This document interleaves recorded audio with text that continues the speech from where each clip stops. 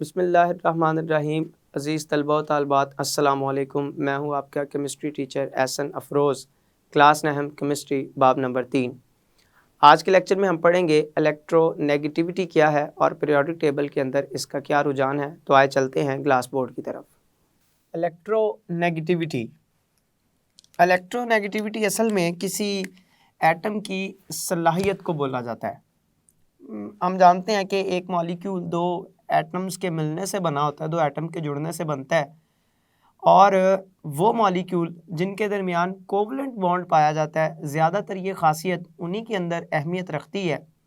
तो एक covalent bond में चूँकि दो एटम्स के इलेक्ट्रॉन आपस में इश्तराक कर रहे होते हैं, लिहाजा उस इश्तराक शुदा इलेक्ट्रॉन पेयर में उस इश्तराक शुदा इलेक्ट्रॉन पेयर का एक मॉलिक्यूल के अंदर जिस एटम की तरफ खींचा चला जाना, जिस एटम की सलाहियत ज़्यादा होगी वो उसको अपनी तरफ खींच लेगा, और किसी एटम की ये जो सलाहियत है इश्तराक शुदा इलेक्ट्रॉन पेयर को अपनी तरफ खींचना, ये सलाहियत उसकी क्या कहलाती है? इलेक्ट्रोनेगेटिविटी कहलाती है। तो सबसे पहले हम इलेक्ट्रोनेगेटिविटी की तारीफ लिखते हैं। किसी एटम की हम लिखेंगे किसी एटम की मॉलिक्यूल में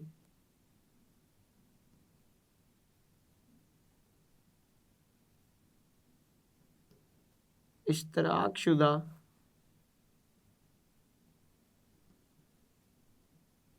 इलेक्ट्रॉन पेयर को अपनी तरफ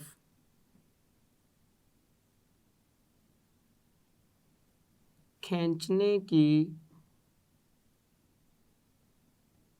सलाहियत इलेक्ट्रोनेगेटिविटी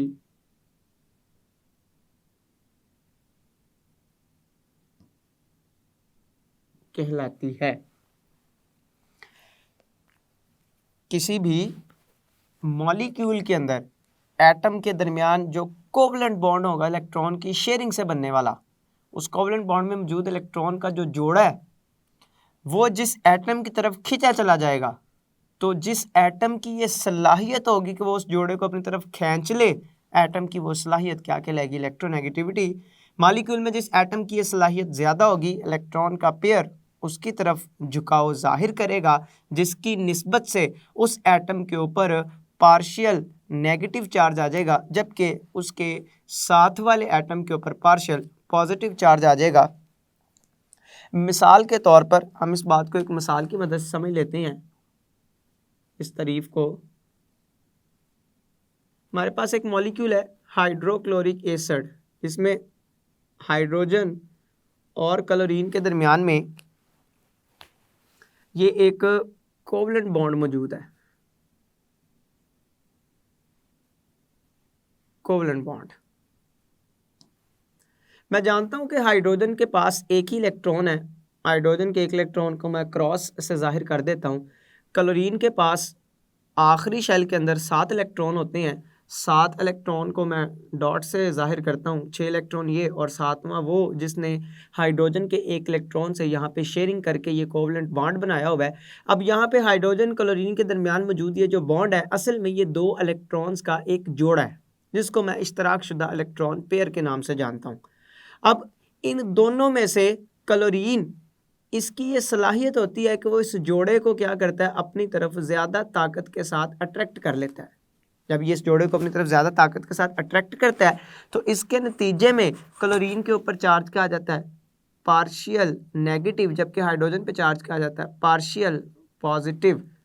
तो क्लोरीन का इस इलेक्ट्रॉन के जोड़े को अपनी तरफ ज़्यादा पावर के साथ अट्रैक्ट कर लेना, ज़्यादा ताकत के साथ अट्रैक्ट कर लेना, इसकी ये जो सलाहियत है, इस अट्रैक्शन की, इस सलाहियत को हम क्या नाम देते हैं? इलेक्ट्रो नेगेटिविटी का नाम देते हैं। यहाँ पे हम कहेंगे कि क्लोरीन की इलेक्ट्रोनेगेटिविटी चूँकि हाइड्रोजन से ज़्यादा होती है, इस वजह से उसने क्या किया, इलेक्ट्रॉन के जोड़े को अपनी तरफ खींच लिया या अट्रैक्ट कर लिया, जिसकी वजह से क्लोरीन के ऊपर चार्ज क्या आ गया, पार्शियल नेगेटिव चार्ज आ गया।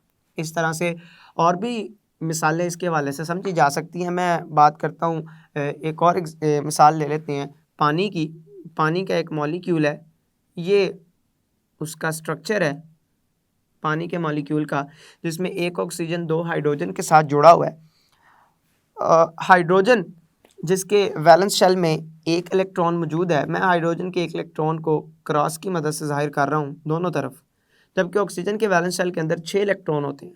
6 में से 4 इलेक्ट्रॉन तो ये मैंने डॉट की मदद से जाहिर कर दिए, बाकी 2 इलेक्ट्रॉन में से एक हाइड्रोजन के साथ, दूसरे हाइड्रोजन के साथ, इस तरह से शेयरिंग के नतीजे में ये बॉन्ड बनाता है। अब दोनों तरफ बनने वाले ये बॉन्ड क्या कहलाते हैं, ये कोवलेंट बॉन्ड कहलाते हैं। अब ऑक्सीजन की ताकत हाइड्रोजन से ज़्यादा है कि इस शेयर्ड इलेक्ट्रॉन पेयर को या इस इश्तराक शुदा इलेक्ट्रॉन के जोड़े को क्या करे, अपनी तरफ खींच ले दोनों तरफ से। जब ये अपनी तरफ खींचता है तो इसके नतीजे में ऑक्सीजन पे चार्ज आ जाता है पार्शियल नेगेटिव, जबकि दोनों हाइड्रोजन के ऊपर चार्ज आ जाता है पार्शियल पॉजिटिव। तो ऑक्सीजन की पानी के मॉलिक्यूल में ऑक्सीजन की इस इश्तराक शुदा इलेक्ट्रॉन पेयर को अपनी तरफ अट्रैक्ट करने की सलाहियत, या HCl में क्लोरीन की इस इश्तराक शुदा इलेक्ट्रॉन जोड़े को अपनी तरफ खींचने की सलाहियत, ये सलाहियत क्या कहलाती है, इलेक्ट्रोनेगेटिविटी कहलाती है। इलेक्ट्रोनेगेटिविटी की अगर हम यूनिट की बात करें तो ये दो एक जैसी वैल्यूज़ के दरमियान चूँकि निस्बत है, जिसकी बिना पर इसका कोई यूनिट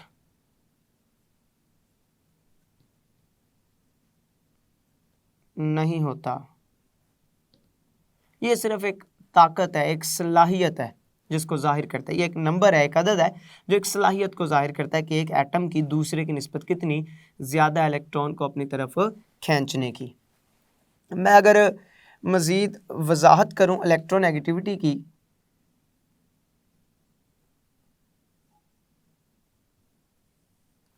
तो मैं लिखूंगा कि जिन एलिमेंट्स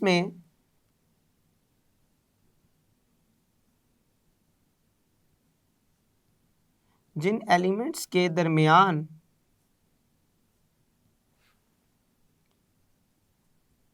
कोवलेंट बॉन्ड पाया जाए,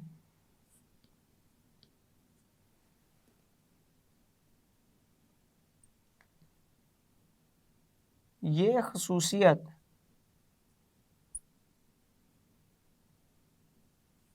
उनमें ज़्यादा अहमियत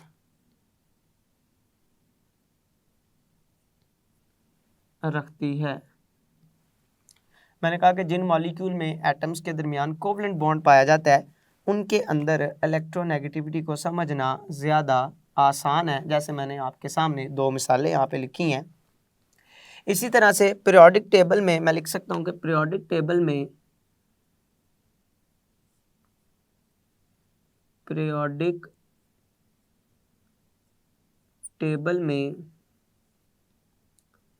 सबसे ज़्यादा इलेक्ट्रोनेगेटिविटी फ्लोरीन की है, जो कि 4 है। फ्लोरीन की इलेक्ट्रोनेगेटिविटी पीरियोडिक टेबल में सबसे ज़्यादा है और ये कितनी है, 4। पॉलिंग एक साइंसदान था जिसने एक स्केल मुतारफ़ करवाया था मुख्तलिफ एलिमेंट्स की इलेक्ट्रोनेगेटिविटी को मालूम करने का, जिस पर उसने फ़र्ज़ी वैल्यू फ्लोरीन को सबसे ज़्यादा दी, इसकी अट्रैक्शन को मद्देनज़र रखते हुए 4, और बाकी दूसरे एलिमेंट्स की इलेक्ट्रोनेगेटिविटी को वो इसी 4 के साथ मुवाजना करके मालूम करता है। तो पॉलिंग स्केल के मुताबिक सबसे ज़्यादा इलेक्ट्रोनेगेटिव एलिमेंट पीरियोडिक टेबल में फ्लोरीन है और इसकी इलेक्ट्रोनेगेटिविटी कितनी है, 4, और इसका कोई यूनिट नहीं है। अगर हम पीरियोडिक टेबल में इलेक्ट्रोनेगेटिविटी के रुझान की बात करें,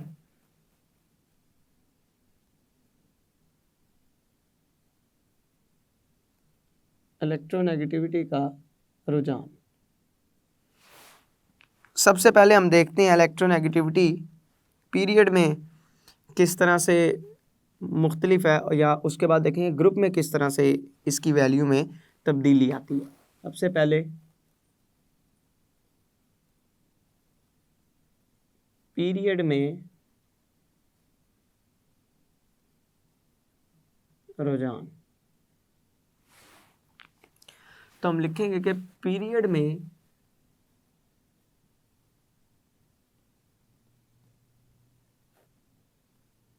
बाएं से दाएं जानब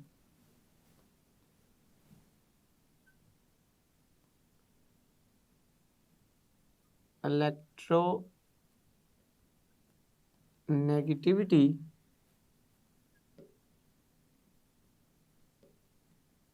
बढ़ती जाती है। अब पीरियड में बाएं से दाएं इलेक्ट्रोनेगेटिविटी के बढ़ने की वजह क्या है, क्यों बढ़ती है पीरियड में बाएं से दाएं?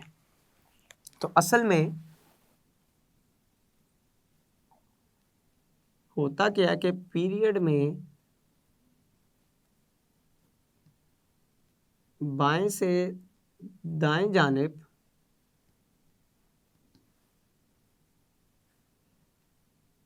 एटम का साइज कम होता है। साइज के कम होने से न्यूक्लियस की अट्रैक्शन बढ़ती है, जिसकी वजह से इलेक्ट्रोनेगेटिविटी में भी इजाफा होता है। तो बड़ी आसान सी वजाहत है इसकी कि जब हम पीरियड में बाएं से दाएं जानिब जाते हैं तो एटम का साइज़ कम होता है। एटम के साइज़ कम होने से न्यूक्लियस की वैलेंस इलेक्ट्रॉन के ऊपर अट्रैक्शन बढ़ती है। इन चीज़ों से आयनाइजेशन एनर्जी भी बढ़ती थी, इलेक्ट्रॉन अफिनिटी भी बढ़ती थी, और यही वजह इलेक्ट्रोनेगेटिविटी के भी बढ़ने की, क्योंकि इलेक्ट्रोनेगेटिविटी भी इलेक्ट्रॉन को अपनी तरफ अट्रैक्ट करने की काबिलियत या सलाहियत है। तो जितना एटम का साइज़ छोटा होता चला जाएगा, उसकी इस इलेक्ट्रॉन को अपनी तरफ, इलेक्ट्रॉन के जोड़े को, इश्तराकशुदा इलेक्ट्रॉन के जोड़े को अपनी तरफ खींचने की सलाहियत भी बढ़ती चली जाएगी। तो हम कहेंगे कि इलेक्ट्रोनेगेटिविटी बढ़ती चली जाएगी। तो पीरियड में बाएं से जाएं जानिब इनकी तादाद में, इनकी वैल्यू में इजाफा होता है। जरा मिसाल की मदद से इसको समझ लेते हैं। मैं दूसरे पीरियड के एलिमेंट्स की और उनकी इलेक्ट्रोनेगेटिविटीज़ का मुआवजा करता हूँ। दूसरे पीरियड के एलिमेंट्स और उनकी पॉलिंग स्केल के मुताबिक इलेक्ट्रोनेगेटिविटी।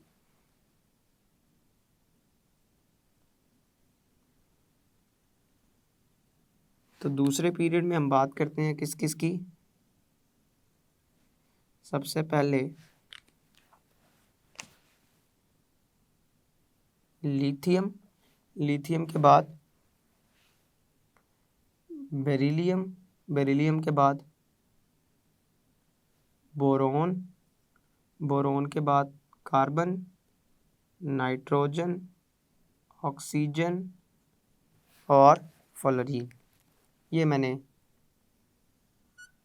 चंद एलिमेंट्स लिखे हैं दूसरे पीरियड के। इनकी ज़रा इलेक्ट्रोनेगेटिविटी का आपस में मुवाजना करते हैं और इलेक्ट्रोनेगेटिविटी के नज़रिए को बेहतर तरीके से समझने की कोशिश करते हैं। जैसे जैसे हम पीरियड में बाएं से दाएं जानिब जाते हैं, वैसे वैसे इलेक्ट्रोनेगेटिविटी बढ़ती चली जाती है। लिथियम की सबसे कम वैल्यू है इलेक्ट्रोनेगेटिविटी की बेरिलियम की उससे ज़्यादा, बोरोन की उससे ज़्यादा, कार्बन की उससे ज़्यादा, नाइट्रोजन की उससे ज़्यादा, ऑक्सीजन की उससे ज़्यादा और फ्लोरीन की इलेक्ट्रोनेगेटिविटी पीरियोडिक टेबल में सबसे ज़्यादा है और ये 4 है। और बाकी एलिमेंट्स की इलेक्ट्रोनेगेटिविटी को हम पॉलिंग स्केल के मुताबिक फ्लोरीन की इलेक्ट्रोनेगेटिविटी के साथ मुवाजना करके मुख्तलिफ एलिमेंट्स के आयनाइजेशन पोटेंशियल की मदद से ही मालूम करते हैं। तो ये सारे तजर्बाती अदाद हैं जो पॉलिंग स्केल के मुताबिक मुख्तलिफ एलिमेंट्स के लिए निकाले गए हैं। आप देख सकते हैं कि जैसे जैसे पीरियड में हम बाएं से दाएं जाने बढ़ेंगे वैसे वैसे एलिमेंट्स की इलेक्ट्रोनेगेटिविटी के अंदर भी इजाफा होता चला जाएगा। आगे हम बात करते हैं पीरियड के बाद कि ग्रुप के अंदर क्या रुझान देखा जाता है इलेक्ट्रोनेगेटिविटी का। ग्रुप में रुझान, तो जैसे जैसे हम ग्रुप में ऊपर से नीचे आती हैं वैसे वैसे इलेक्ट्रोनेगेटिविटी की वैल्यू कम होती चली। तो लिखेंगे कि ग्रुप में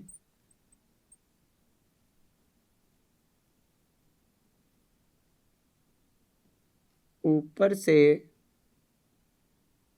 नीचे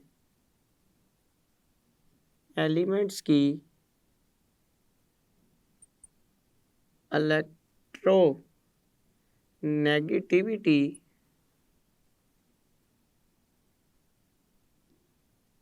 कम होती जाती है। अब ग्रुप में ऐसा क्या है जिसकी वजह से इलेक्ट्रोनेगेटिविटी की वैल्यू में कमी आती है? तो जैसे आपने पढ़ा कि ionisation energy, electron affinity, atom का साइज बढ़ जाने की वजह से कम होती चली जाती थी ग्रुप में ऊपर से नीचे आते हुए, बिल्कुल इसी तरह से अगर मैं इलेक्ट्रोनेगेटिविटी की बात करूं तो ग्रुप में ऊपर से नीचे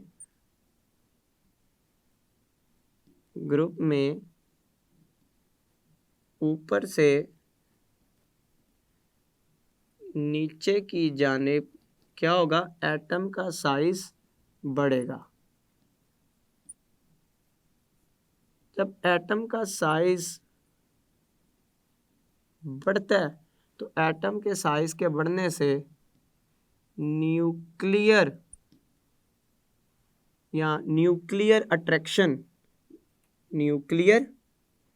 अट्रैक्शन ये कम होती चली जाती है और न्यूक्लियर अट्रैक्शन कम होने से इलेक्ट्रोनेगेटिविटी भी कम होती है। तो ये सारी खसूसियात आपस में मिलती जुलती भी हैं। आयनाइजेशन एनर्जी, इलेक्ट्रॉन अफिनिटी या इलेक्ट्रोनेगेटिविटी। हमने कहा जैसे जैसे ग्रुप में ऊपर से नीचे आएंगे साइज बढ़ेगा, साइज के बढ़ने से न्यूक्लियर अट्रैक्शन वैलेंस इलेक्ट्रॉन पर कम होती जाएगी, मतलब एटम की किसी इलेक्ट्रॉन को खींचने की सलाहियत कम होती चली जाएगी और इसी सलाहियत को इलेक्ट्रोनेगेटिविटी का नाम दिया जाता है। इलेक्ट्रोनेगेटिविटी यानी कि कम होती चली जाएगी। मैं मिसाल देकर इस बात को वाज़ेह करता हूँ। हम बात करते हैं हैलोजेंस और उनकी इलेक्ट्रोनेगेटिविटी की। हैलोजेंस और उनकी पॉलिंग स्केल के मुताबिक इलेक्ट्रोनेगेटिविटी की मुख्तलिफ वैल्यूज़। हैलोजेंस में फ्लोरीन, क्लोरीन, ब्रोमीन, आयोडीन वगैरह। अगर मैं इनकी इलेक्ट्रोनेगेटिविटी की वैल्यू लिखूं तो फ्लोरीन 4, क्लोरीन 3.2, ब्रोमीन 2.8, आयोडीन 2.5। तो आप देख सकते हैं कि इलेक्ट्रोनेगेटिविटी की ये वैल्यू ऊपर से नीचे आते हुए किस तरतीब के साथ कम होती चली जा रही है।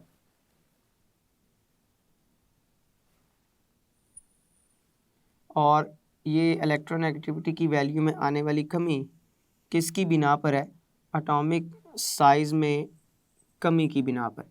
एटम का साइज़ जैसे जैसे बढ़ता चला जाता है वैसे वैसे इलेक्ट्रोनेगेटिविटी भी ऊपर से नीचे की जानिब कम होती चली जाती है। दोनों आपस में एक दूसरे के इनवर्सली प्रोपोर्शनल बोला जा सकता है। अगर मैं आयनाइजेशन जितनी भी हमने खसूसियात पढ़ी हैं शुरू से एटॉमिक रेडियस से लेकर अब तक, अगर मैं उन सब को एक ही मसावात की मदद से ज़ाहिर करना चाहूँ तो मैं लिख सकता हूँ कि एटॉमिक रेडियस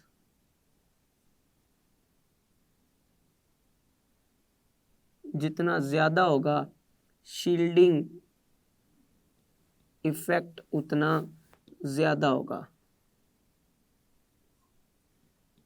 और शील्डिंग इफ़ेक्ट जितना ज़्यादा होता है, आपने पढ़ा कि